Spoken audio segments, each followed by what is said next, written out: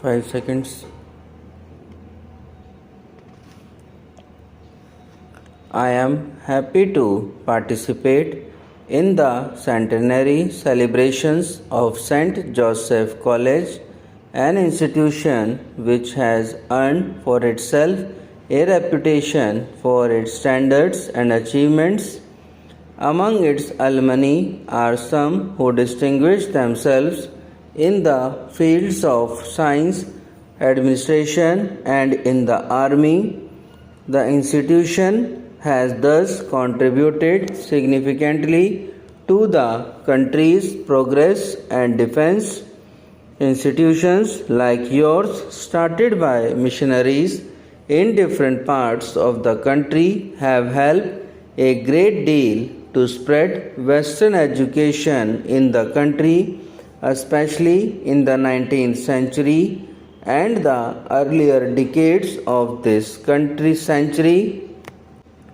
They have thus helped the country to absorb all that is good in Western thought and also to develop in science and technology. Academically, these institutions have always produced good results. It is due to the habits of discipline and hard work which the institutions seek to foster and promote among the pupils. Discipline is best promoted not by the fear of punishment but by the example of those in authority. The founders of these institutions and those in charge of them belong to organizations which demand of their members discipline and dedicated hard work, qualities of which they in turn seek to promote among their pupils. It is this approach which is responsible for the better performance of these institutions. During the past 2 or 3 decades, there has been a large increase in the number of institutions offering higher education. Extensive and widespread facilities have already been created, and the main effort now should be to put them to the maximum possible use. Institutions which have low enrollment and inadequate facilities have come up in certain places.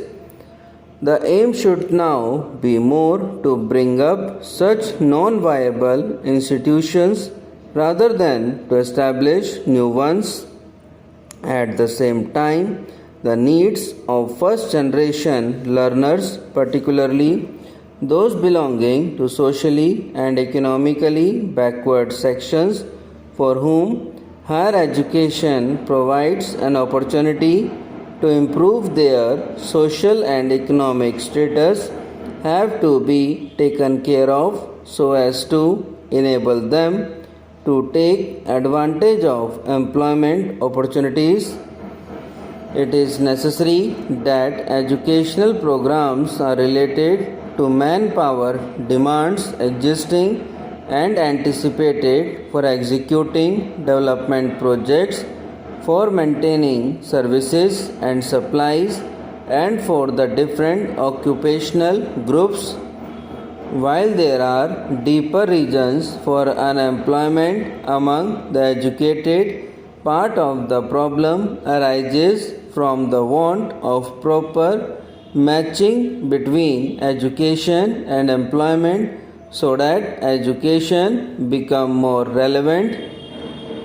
The primary object should be to make the first degree course more relevant and responsive to the development needs of the community and link education with work in the field and practical experience.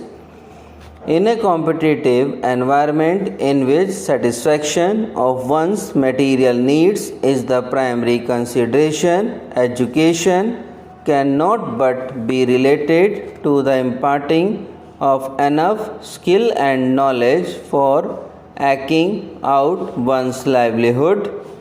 But it ought to be more than that. It should aim at more than mere transmission of a body of settled knowledge. It should endeavor to promote the scientific habit of mind. An ignorant person is prone to form hasty opinions and hold on to them doggedly. The scientist, on the other hand, is slow to believe, and he believes only to the extent it is based on evidence. He is aware of the tentative nature of his opinion and the possibility of his having to change his belief if fresh evidence warrants it. The development of such a scientific attitude of mind should be the goal of education. Today, with powerful mass media constantly pouring forth propaganda for commercial, political, and other ends, a citizen needs more than ever to develop a capacity for sifting facts and evidence and to think objectively. It should be the aim of education to develop such capacity.